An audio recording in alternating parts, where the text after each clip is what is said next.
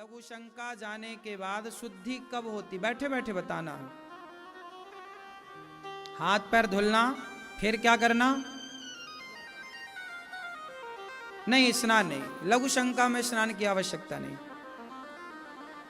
हाँ, 4 कुल्ला करना चाहिए, पांव धुलना चाहिए, हाथ धुलना चाहिए, तब जाके लघु शंका के बाद शुद्धि होती है।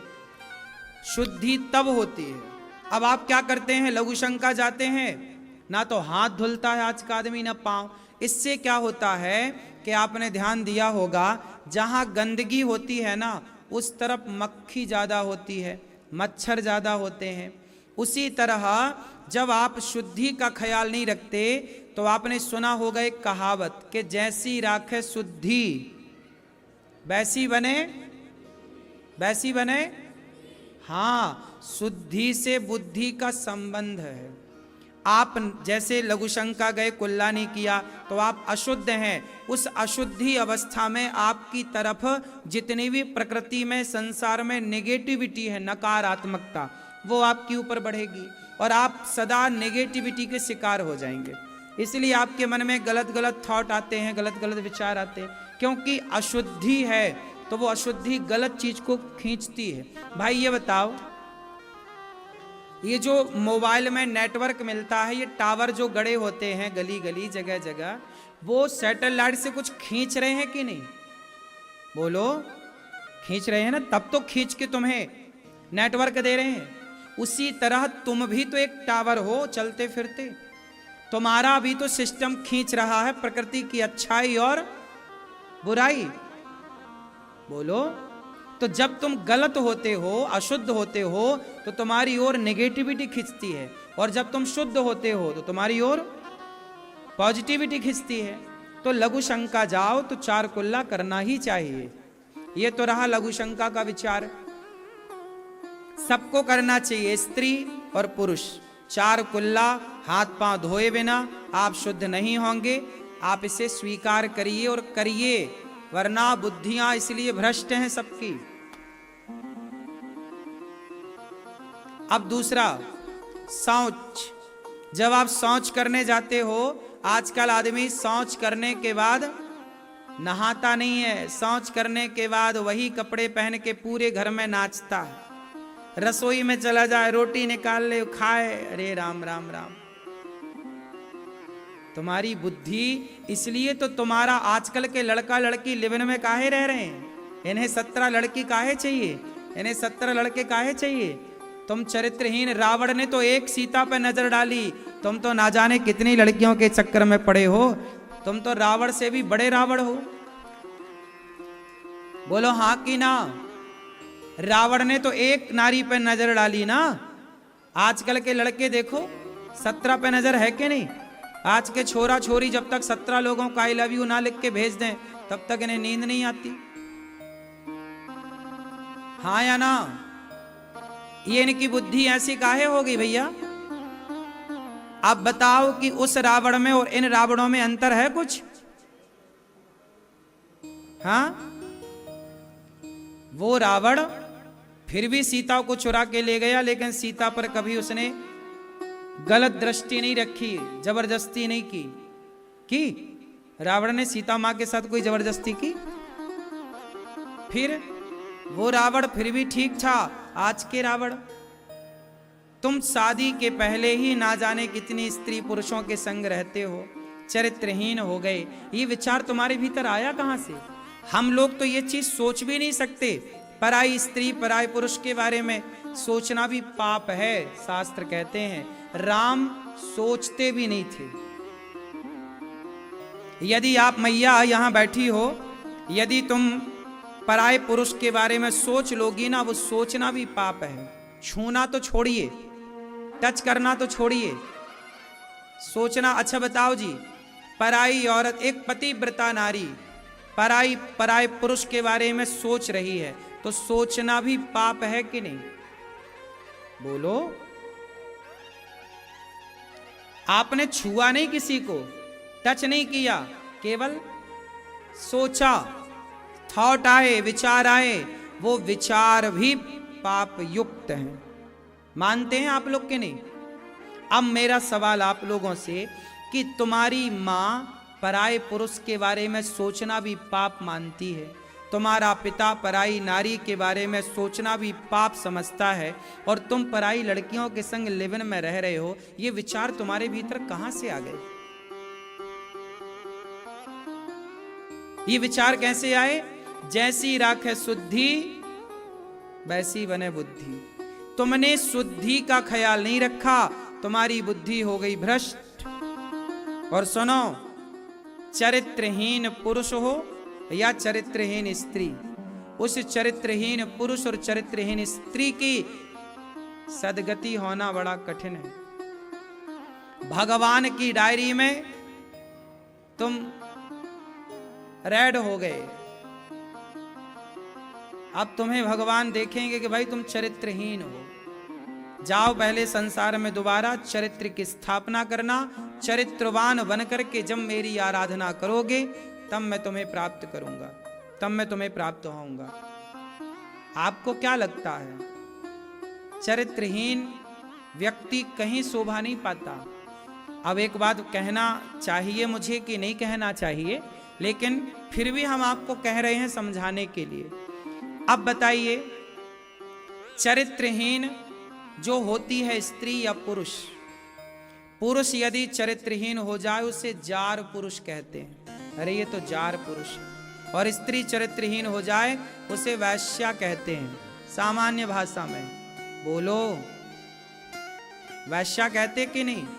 तो जो स्त्री शादी के पहले नाना प्रकार के पुरुषों से संबंध रखे, जिसे आप लिव-इन कहते हैं, वो लिव-इन नहीं है बेटा, हमारी भाषा में वो वैश्यालय है।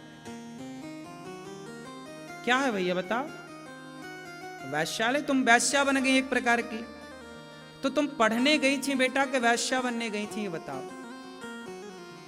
आज का समाज वैश्या बन रहा है और अपने आप को बहुत बुद्धिजीवी मान रहा है। इसलिए इन विचारों से तुम्हारी सदगति ना होगी, इन विचारों से इस देश का निर्माण ना होगा।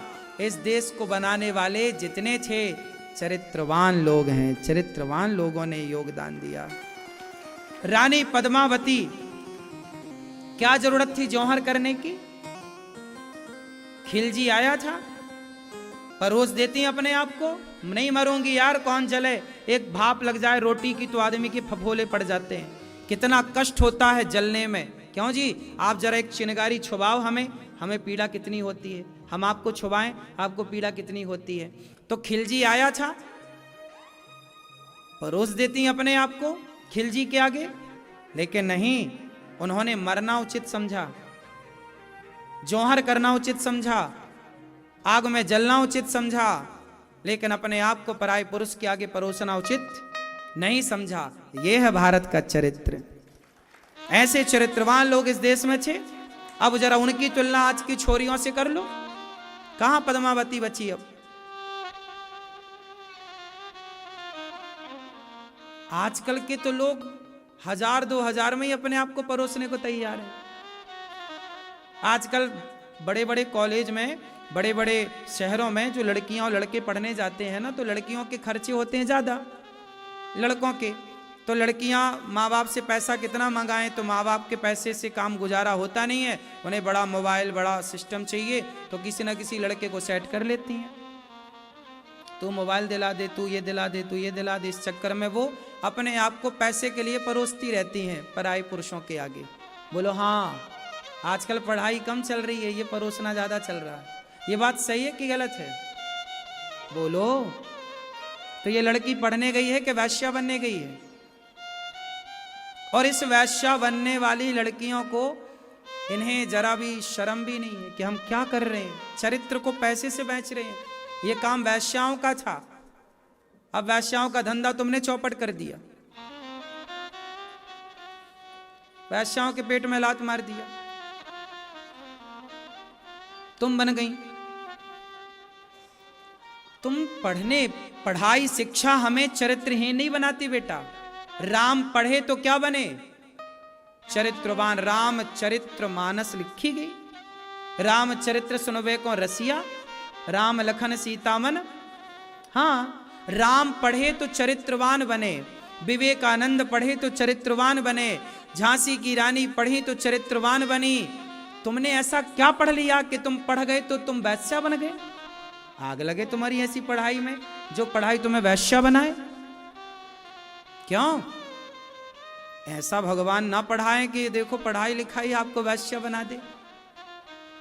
इसलिए पढ़ना बुरा नहीं है बेटा, जो अपने आप को परोस देना है सबके आगे, ये सिस्टम गलत है। चरित्रवान बनो। चरित्रवान व्यक्ति सब प्रकार से पवित्र होता है। विचारों से पवित्र बनिए। शारीरिक पवित्रता नहाने धोने से होती है बेटा, पर विचारों की पवित्रता सत्संग से होती है। विचारों की पवित्रता सत्संग के पहले शुद्धि बनेगी तो सत्संग की बुद्धि बनेगी। सत्संग में भी अच्छी बुद्धि वाला जाएगा, बुरी बुद्धि वाला काहे जाएगा? अब वैश्याएं यहां क्यों आएंगी? वैश्याओं का यहां क्या काम? आज के छोरा छोरियों को, आज की युवा पीढ़ी को कथाएं अच्छी क्यों नहीं लगती? क्योंकि वैश्याओं को थोड़ी सत्संग अच्छा लगता है। ये सत्संग तो साधकों के लिए है। आप साधक हैं तो सत्संग अच्छा लगेगा। आपका नेचर ही गलत है, आपका आचार विचार ही गलत है, तो आपके लिए काहे का सत्संग? बात सही है कि गलत है? इसलिए लघु शंका जाओ तो 4 कुल्ला करो और शौच करने के बाद नहाओ। पूरा नहा चुके हो और दूसरी बार शौच करने गए तो कपड़े उतार कर जाओ, थोड़े से कपड़े पहन के जाओ। जितना कपड़ा पहना सारा गीला करो और अर्ध स्नान करो। नाभि से नीचे के अंग को पूरा गीला करो, उसे अर्ध स्नान कहते हैं। शौच करने के बाद नहाने की परंपरा है। पूरा ना नहाओ तो अर्ध स्नान करो। जो कपड़े पहन के शौच करने गए वो सारे कपड़े गीले होने चाहिए, क्योंकि कपड़े भी अशुद्ध होते हैं। नहीं होते? उन्हें गीला करो या कपड़े उतार के जाओ। आधे कपड़े, कम कपड़े पहन के वॉशरूम में जाओ, नहाओ धो। इसलिए ये 2 चीजें शौच की परंपरा है। शौच पवित्र हो, शौचाचार बोलते हैं इसे सामान्य भाषा में। अब सोचिए, ये बातें बताने की नहीं थी, लेकिन बताना पड़ रहा है, क्योंकि ये भी आज नष्ट हो गई चीजें। लोगों को अक्ल नहीं है। पहले के लोग धोती कुर्ता लगाते थे, आजकल के लोग पैंट शर्ट पहनते हैं। तुम्हें पता ही नहीं चला। अच्छा बताओ, जब महाराणा प्रताप ने लड़ाइयां लड़ी हल्दी घाटी की, उस समय की लड़ाइयां पैंट शर्ट पहन के लड़ी गई थी कि धोती कुर्ता पहन के लड़ी गई थी? बताओ, महाराणा प्रताप के जमाने में इस देश का पहनावा क्या था? बोलो बोलो। धोती कुर्ता पहनावा था। तो ये पैंट शर्ट तुमने अंग्रेजों से तो सीखा है। सोचिए, अंग्रेजों के चक्कर में तुमने भारतीय पहनावा तक छोड़ दिया। उस पहनावे में तुम बैठ के लघु शंका करते थे, इस पहनावे में तुम बैलों टाइप के हो गए हो। हाँ या ना? क्यों दादाजी, सही है? पहले की माता अनपढ़ थी। सुनो, पहले तुम्हारी माता अनपढ़ थी। अनपढ़ माताएं पहले होती थी, तो अनपढ़ माताओं से शिवाजी और महाराणा प्रताप और झांसी की रानी और दुर्गावती जैसी बेटियां, स्वामी विवेकानंद, चैतन्य महाप्रभु जैसे महापुरुष अनपढ़ माताओं से होते थे, क्योंकि वो माएँ थी, संस्कारी थी। संस्कार से केवल अपने भीतर खून से नहीं सींचती थी तुम्हें, अपने संस्कारों से भी सिंचाई करती थी तुम्हारी 9 महीने और बाहर आने के बाद। तब तुम जाके रामकृष्ण